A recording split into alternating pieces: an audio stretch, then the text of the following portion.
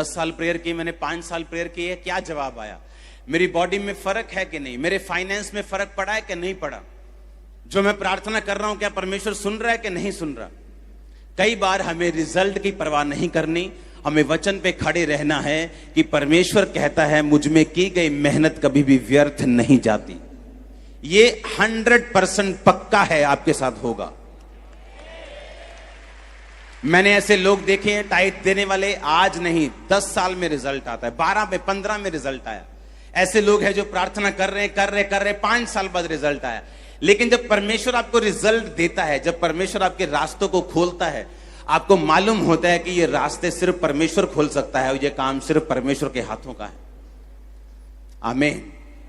अपने पड़ोसी को बोलो, उसमें की गई मेहनत कभी भी व्यर्थ नहीं जाती। फिर से बोलो अपने पड़ोसी को, उसमें की गई मेहनत कभी व्यर्थ नहीं जाती। हालेलुया। आज यहां आने से पहले जब मैं रास्ते में आ रहा था, तो कल रात से मेरा प्रार्थना में बहुत मैं डीप और बहुत जैसे मेरा दिमाग सिर्फ प्रेयर में था और डीप प्रेयर में था, और मुझे कुछ भी ऐसे ध्यान नहीं था कि कल मीटिंग है या कैसा है। लेकिन आज जब मैं मीटिंग के रास्ते में आ रहा था तो परमेश्वर की आत्मा ने कहा कि जाकर चर्च में बोलना, तुम्हारे लिए कुछ भी इम्पॉसिबल नहीं होगा।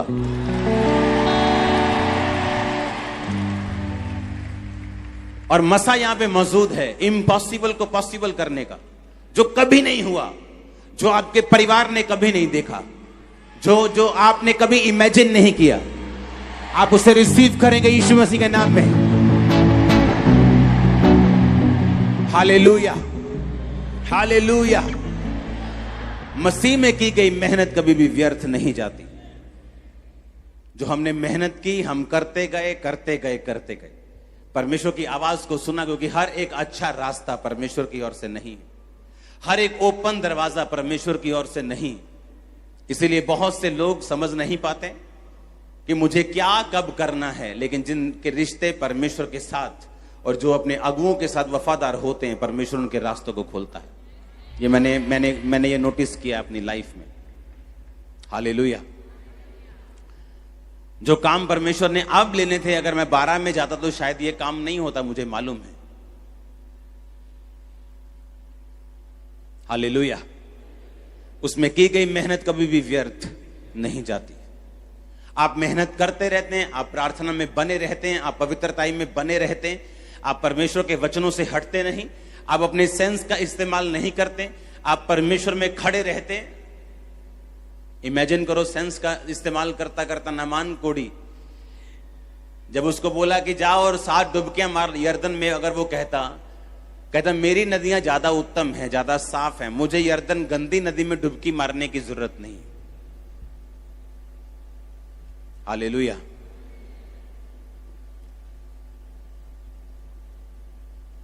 कई बार हम कंफर्टेबल प्लेस ढूंढते हैं, वो चर्च जहां पे लाइनों में लगना ना पड़े, आराम से बैठ जाओ कि खुदा का घर ही है। हाँ,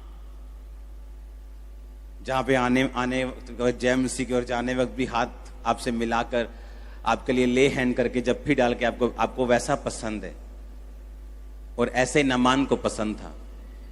पर हो सकता है जो आपको पसंद हो उससे कोड़ ना जाए।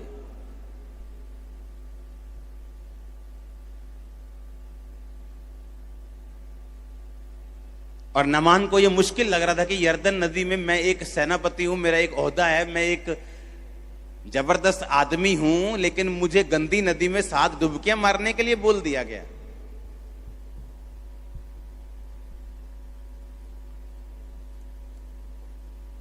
जब भी परमेश्वर आपकी ग्रोथ करता है, आप अनकंफर्टेबल चीजों से होकर गुजरते हैं।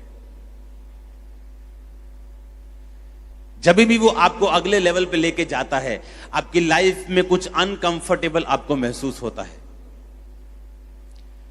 जब एक पौधा उस बीज से निकलता है, उसको अनकंफर्टेबल लगता है। ग्रोथ हमेशा अनकंफर्टेबल फील करवाती है आपको। लेकिन अगर आपको ग्रोथ नहीं करनी, आपको ब्लेसिंग नहीं लेनी, आपको एक ही जगह पे रहना है, फिर आप कंफर्टेबल होकर जहां भी है वहां रह सकते हैं। लेकिन अगर आपको कुछ करना है जो पहले कभी नहीं हुआ, आपको अपने कंफर्ट जोन से बाहर आना पड़ता है। और बाइबल कहती है नामान जब जा रहा था गुस्से में, तो उसके जो असिस्टेंट था उसने बोला कि अगर वो आपको बड़ी मुश्किल बात कह देता तो तब भी आप करते ना, तो अब क्यों नहीं आप कर सकते? 7 डुबकियां ही मारनी है, मार के काम निबेड़ो। और बाइबल कहती है जैसे ही 7वीं डुबकी बजी, उसका शरीर बच्चों के समान साफ हो गया। परमेश्वर के लिए कंफर्ट से बाहर आओ। हालेलुया। एक बार विरोध हो गया तो हम डर जाते, नहीं अब हम सुसमाचार सुनाने इस गांव में नहीं जाएंगे क्योंकि विरोध हो गया। आपको कंफर्ट चाहिए, कंफर्ट में ब्लेसिंग नहीं है।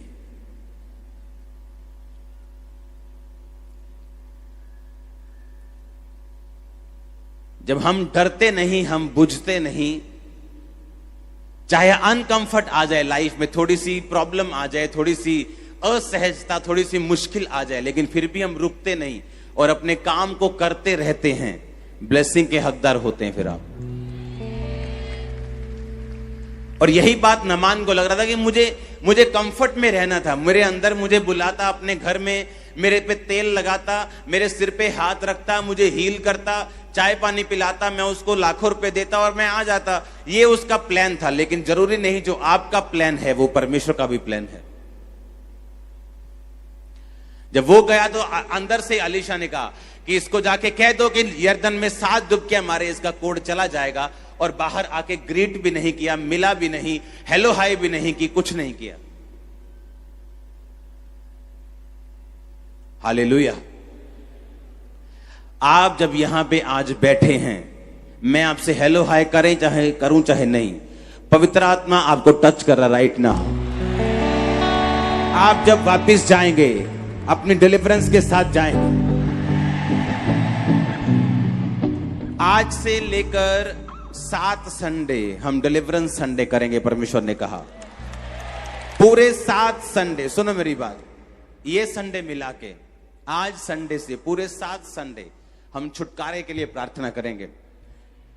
अगले 7 संडे तक आपको लगातार मीटिंग अटेंड करनी है। और 7th संडे, आज से लेकर 7 संडे, ऐसी टेस्टिमनीज पैदा होंगी आपकी लाइफ में। मैं ये प्रेयर कर रहा था कि परमेश्वर मुझे डिलीवरेंस के लिए प्रार्थना करनी है, और एक ओवरऑल डिलीवरेंस के लिए। तो परमेश्वर का आत्मा मुझे रोक रहा था, अभी नहीं, अभी नहीं, अभी नहीं, अभी नहीं। तो आज से वो शुरू होगा। हर संडे 7 संडे, सुनो मेरी बात, ये 7 संडे आपके छुटकारे के होंगे यीशु के नाम। आपको इन 7 संडेज में 40-42 दिन जब भी जैसे बनते हैं, आपको प्रेयर में रहना, फास्टिंग में रहना, चर्च अटेंड करना भूलना नहीं। बाकी सब कामों को पीछे छोड़ दो। ये 7 हफ्ते जस्ट लगातार खुदा की हजूरी में, और जो मैंने आपसे बोला वो करने के लिए आप लगातार तैयार हो जाओ, और आप फ्री होके वापस जा रहे हो। हालेलुया। मैं आपको डिलीवरेंस में लेके जा सकता हूं क्योंकि मैंने वो डिलीवरेंस पाई है परमेश्वर से। वो शरीर में भी पाई है, वो स्पिरिट में भी पाई है, फाइनेंस में भी पाई है, वो लोगों से पाई है, गलत लोगों से पाई है। मैंने हर तरह के डिलीवरेंस को टेस्ट किया है। ये 7 हफ्ते में आप मल्टीपल डिलीवरेंस को टेस्ट करेंगे अपनी लाइफ में। गलत लोगों से आप छुटकारा पाएंगे, आप गलत सिस्टम से छुटकारा पाएंगे, बीमारियों से पाएंगे, दुष्ट आत्माओं से पाएंगे, गरीबी के श्राप से पाएंगे, परिवार के श्राप से पाएंगे। आमीन, आमीन। आप इस छुटकारे को लेंगे यीशु मसीह के नाम में। हालेलुया। पहला कुरिन्थियों 15 उसकी 58 आयत को आप घर जाके पढ़ेंगे दोबारा से, जो मैंने आपको बोला है। मसीह में की गई मेहनत कभी भी व्यर्थ नहीं जाती। आमीन। मीडिया टीम इसे निकाल के रखेगी क्योंकि ये बिल्कुल पवित्र आत्मा ने मुझे अभी दिया, आपको उसे स्क्रीन पे दिखाना जब निकल जाए। तो अपने पड़ोसी को बोलो, मसीह में की गई मेहनत कभी भी व्यर्थ नहीं जाती। आमीन। अब आपको ये बात समझनी है कि अब 7 हफ्ते में आपको डिलीवरेंस के ऊपर और किस तरह से परमेश्वर से हमने छुटकारों को लेना है, मैं आपको इसके ऊपर वचन दूंगा। आप तैयार हैं क्या? मैंने कहा आप तैयार हैं कि नहीं? और अगर ये वचन आपने पकड़ लिया और आप इस हिसाब से चलते रहे, आप बड़े से बड़े बंधन को तोड़कर वापिस आ रहे हैं। बड़े से बड़े, वो आपके बेटे का हो, वो आपके नशे का हो, वो आपके कर्जे का हो, आप उसे तोड़ देंगे यीशु मसीह के नाम में। Hallelujah, hallelujah. अपने पड़ोसी को बोलो, बने रहो, अड़े रहो और खड़े रहो। आमीन। रूत की पुस्तक 1 उसकी 1 से 17 आयत को आप घर जाके पढ़ेंगे। स्क्रीन पे देखेंगे हम एक आयत को। जिन दिनों में न्यायी लोग न्याय करते थे, उन दिनों में देश में अकाल पड़ा। तब यहूदा के बैतलहम का एक पुरुष अपनी स्त्री और दोनों पुत्रों को संग लेकर मोआब के देशों में परदेशी होने के लिए चला। उस पुरुष का नाम एलीमेलेक, उसकी पत्नी का नाम नियोमी, दोनों बेटों का नाम मैलोन और किल्योन था। वे एपराती थे, अर्थात यहूदा के बैतलहम के रहने वाले थे। वे मोआब के देश में आकर रहे। तब नियोमी का पति एलीमेलेक मर गया। नियोमी और उसके दोनों पुत्र रह गए और एक एक करके उन्होंने मोआबिन स्त्री से विवाह कर लिया। एक का नाम ओप्रा और दूसरी का नाम रूत था। फिर वो वहां कोई 10 वर्ष तक रहे। तब महलोन और किल्योन दोनों मर गए और नियोमी अपने दोनों पुत्रों और पति से रहित हो गई। हालेलुया। आज मॉर्निंग और इवनिंग मीटिंग में आपको इस वचन के बारे में शेयर करूंगा। परमेश्वर ने आपको अपनी महिमा के लिए बुलाया है और परमेश्वर ने इसलिए भी आपको बुलाया है कि वो आपको परख कर आपको ब्लेस कर सके। बैतलहम का मतलब है रोटी का घर। और बाइबल कहती है एलीमेलेक ने जब देखा कि मेरे पास रोटी नहीं क्योंकि अकाल पड़ चुका है, वो मोआब देश में रहने के लिए गया। मोआब देश नीचा है और बैतलहम ऊंचाई पे है। बैतलहम का मतलब है रोटी का घर और मोआब यानी कि एक ऐसी जाति जो व्यभिचार से पैदा हुई थी। एलीमेलेक ने यह नहीं देखा कि परमेश्वर के घर में अगर अकाल है, अगर परमेश्वर के घर में जिसका नाम ही रोटी का घर है, मुझे रोटी की कमी है, तो भी मुझे पाप की ओर नहीं जाना, मोआब जाति की ओर नहीं जाना जो व्यभिचार से पैदा हुआ है और जिससे परमेश्वर नफरत करता है। लेकिन बाइबल कहती वो आत्मिक नॉनसेंस व्यक्ति था। उसके बच्चों के नाम से मालूम होता है। एक का नाम किल्योन था, दूसरे का नाम महलोन था। एक का नाम है कमजोरी, दूसरे का नाम है बीमारी। एक के नाम का मतलब है कमजोरी, दूसरे के नाम का मतलब क्या है? बीमारी। ऐसा नाम अपने बच्चों का वही रख सकता है जो आत्मिक रूप से बीमार हो और नॉनसेंस व्यक्ति हो। कुछ लोग आत्मा में नॉनसेंस होते हैं, उन्हें लगता है कि ये सब बातों का कोई मतलब नहीं। मैं कोई भी नाम रख दूं, नाम से क्या लेना, हम कमाएंगे तो खाएंगे, नाम क्या दे देगा। लेकिन वो गलत फहमी में है। नाम का मतलब आपकी लाइफ की डेस्टिनी है। नाम का मतलब उस नाम का पूरा महत्व आपकी लाइफ में रहता है। हालेलुया। मूसा जल में से निकाला गया, इसका नाम मूसा पड़ा। और जब मूसा फंसा तो जल की परीक्षा में फंसकर कनान जाने से रुक गया। ये बहुत डीप बात है, आज मैं इसे नहीं करूंगा आपके साथ। एक नॉनसेंस व्यक्ति ही अपने बच्चों का नाम बीमारी और गरीबी और बीमारी और कमजोरी रख सकता है। वो नॉनसेंस था, इसीलिए परमेश्वर के घर को छोड़ के पाप की ओर चला गया ताकि वो रोटी को कमा सके, अपने परिवार को जिंदा रख सके। और शायद परमेश्वर ने उसे परखा था कि जब मेरे घर में अकाल हो, जब मैं तेरी जिंदगी में अकाल डालूं, जब मैं तेरी जिंदगी में कमी को डालूं, क्या तू अपनी पवित्रताई को, क्या तू अपनी स्पिरिचुअल लाइफ को नीचे की ओर लेके जाएगा? अगर तुझे जरूरत हो, क्या तू वहीं रखेगा जहां तुझे रखनी चाहिए? बाइबल के सबसे बड़े छुटकारों में से एक छुटकारा रूत का होता है। जब बाइबल कहती जब उसका पति मर गया और अपनी सास के साथ वो इज़राइल में और बैतलहम में वापस गई और उसकी जो जेठानी थी वो चली गई, जब नियोमी ने कहा कि देखो दोनों बहुओं को कि मैं पति नहीं कर सकती और मेरे बच्चे भी नहीं कि तुम उनकी पत्नियां ठहरो, वापिस चले जाओ अपने देश में और वहां पति करो और मुझे छोड़ दो। और बाइबल कहती बड़ी जेठानी जो थी वो छोड़ के चली गई, क्योंकि उसे मालूम था कि बूढ़ी सास के साथ सारी उम्र रहने से अच्छा ये है कि मैं अपने देश में वापिस चली जाऊं जहां से आई थी। लेकिन रूत ने कहा तेरे लोग मेरे लोग होंगे, तेरा परमेश्वर मेरा परमेश्वर होगा। उस आयत को हम अपनी स्क्रीन के ऊपर पढ़ेंगे।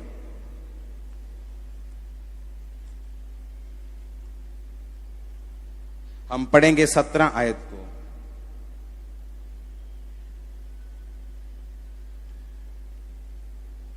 सोलह आयत को। रूत बोली तो मुझसे ये विनती ना करके मुझे त्याग या छोड़कर लौट जा, जिधर तू जाए मैं भी जाऊंगी, जहां तू टिके वहां मैं भी टिकूंगी, तेरे लोग मेरे लोग होंगे, तेरा परमेश्वर मेरा परमेश्वर होगा। तारीफ करो जोर से इस लाइन के लिए। आगे लिखा जहां तू मरेगी वहां मैं भी मरूंगी, जहां तुझे मिट्टी दी जाएगी वहां मुझे मिट्टी दी जाएगी। यदि मृत्यु छोड़ मैं किसी कारण तुझसे अलग हो जाऊं तो यहोवा मुझसे वैसा ही वर्ण अधिक करे। उसने कहा तेरे लोग मेरे लोग होंगे, तेरी मुसीबतें मेरी मुसीबतें, तेरा सुख मेरा सुख होगा, तेरा परमेश्वर मेरा परमेश्वर होगा। मैं अगर मोआब में चली गई तो वहां पर मुझे सारे सुख तो मिल जाएंगे, लेकिन यहोवा परमेश्वर की आराधना वहां नहीं होती तो वहां पे परमेश्वर मुझे नहीं मिलेगा। उसने कहा सिर्फ मौत ही होगी जो तुझे मुझसे अलग कर सकती है।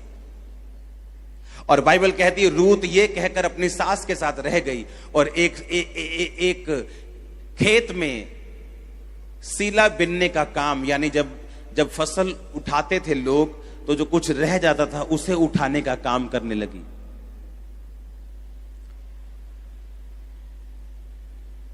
और बाइबल कहती है कि उसे उठाते उठाते वहां बोअज मिला जो उसका रिश्तेदार निकला, और परमेश्वर ने बोअज के दिल में डाला कि वो रूत से शादी करे। और बाइबल कहती है फिर रूत ने ओबेद को जन्म दिया जो दाऊद का क्या था,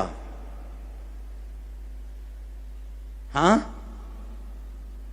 परदादा, हां यिशै। उसके बाद उससे वो जन्मा और बाइबल कहती है उसी दाऊद से यीशु मसीह और उसी दाऊद से आप और मैं पैदा हुए।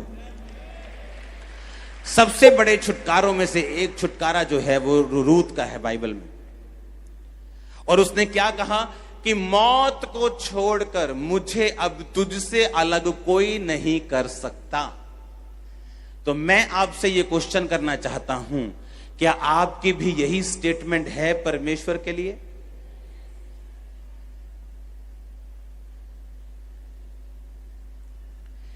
क्योंकि छुटकारा हर एक व्यक्ति चाहता है मेरा छुटकारा हो, मेरी फैमिली का छुटकारा हो, मेरे फाइनेंस का छुटकारा हो, मेरे शरीर में छुटकारा हो, मुझे बीमारियों से छुटकारा मिले, मुझे शैतान से छुटकारा मिले। लेकिन हर एक छुटकारे के लिए एक प्राइस पे किया गया है। आज देश आजाद हुए, हम 15 अगस्त में वहां आजादी मना रहे थे, आप यहां मना रहे थे, आसानी से मिल गई थी आजादी क्या? हां, कितने लोगों ने अपनी जान दी है, हां या ना? एक शारीरिक छुटकारे के लिए बाइबल कहती है हर एक छुटकारे के लिए कीमत अदा की गई है। यीशु मसीह ने भी कीमत अदा की है आपके छुटकारे के लिए। आपको उस छुटकारे को ग्रहण करने के लिए विश्वास करना होगा और विश्वास की कीमत परमेश्वर को देनी होगी। आमीन। और उसने कहा कि मौत के अलावा और कोई चीज मुझे तुझसे अलग नहीं कर सकती। मौत ही आएगी तो मैं तुझसे अलग होंगी, लेकिन कोई दुख, कोई बीमारी, कोई पति का लालच, किसी भी तरह का कोई अटैक मुझे तुझसे अलग नहीं कर पाएगा। तो मैं आपसे यह क्वेश्चन करना चाहता हूं कि क्या आपकी भी यही स्टेटमेंट है परमेश्वर के लिए कि नहीं?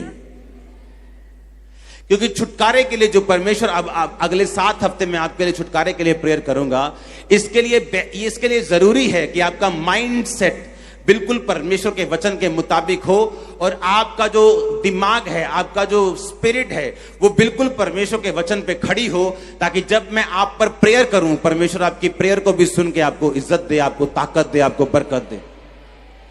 आमीन। आप मेरी बात समझ रहे कि नहीं? उसने कहा मौत को छोड़कर और कोई चीज मुझे तुझसे अलग नहीं कर पाएगी। सिर्फ मौत होगी जो मुझे तुझसे अलग कर सकती है। तो क्या आपकी भी परमेश्वर के लिए यही स्टेटमेंट है? या अगर वीजा ना आया तो आपको अलग कर देगा, या आप हील नहीं हुए तो वो आपको अलग कर देगा, या अगर आपके बेबी नहीं हुआ तो आप अलग हो जाएंगे? क्योंकि आपकी बहन ने बोला है, बहन जी बहुत सियाना बाबा, 2 मिनट आ जाओ थे।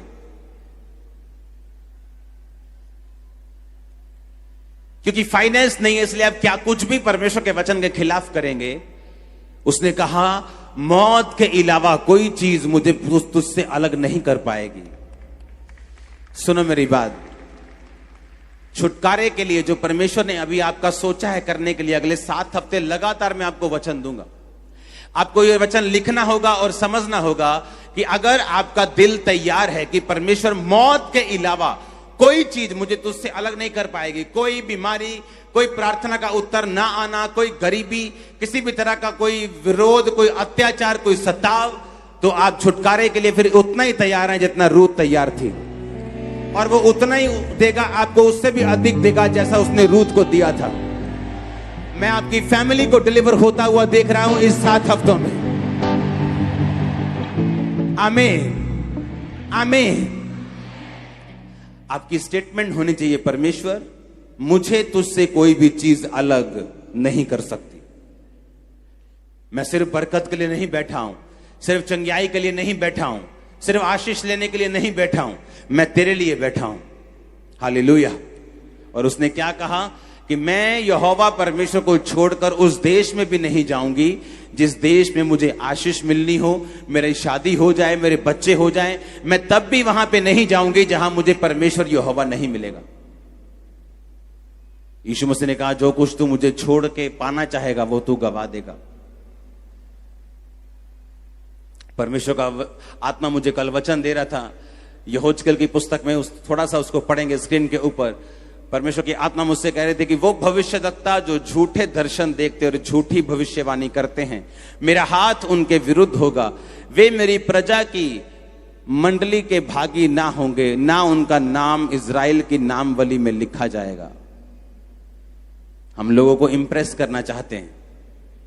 हम देखते हैं कि वो बंदा बड़ा अच्छा काम कर रहा है, अब मुझे करना नहीं आता है क्योंकि मेरी प्रार्थना वैसी नहीं, तो क्यों ना मैं चीजों का सहारा लूं और मैं भी भविष्यवाणी कर सकूं। और परमेश्वर ने कहा उनका नाम इजराइल की मंडली में शामिल नहीं होगा। और परमेश्वर का आत्मा मुझे समय बिता रहा था किस समय तक वो उनको उड़ा देगा इस धरती पर से। जो कुछ आप परमेश्वर के लिए खोना चाहेंगे कि परमेश्वर मैं तेरे नाम के लिए इज्जत छोड़ता हूं, तेरे नाम के लिए पैसा छोड़ता हूं, मुझे कोई परवाह नहीं सताव की, आप उसको पाएंगे 100 गुना। और कई बार आप लेना चाहेंगे लोगों को परमेश्वर से हट के कि परमेश्वर के लोग आए, ये मुझे ये बरकत चाहिए, और आप गलत तरीकों का यूज करेंगे। परमेश्वर ने कहा जो कुछ तूने पाया है तू गवा देगा। हालेलुया।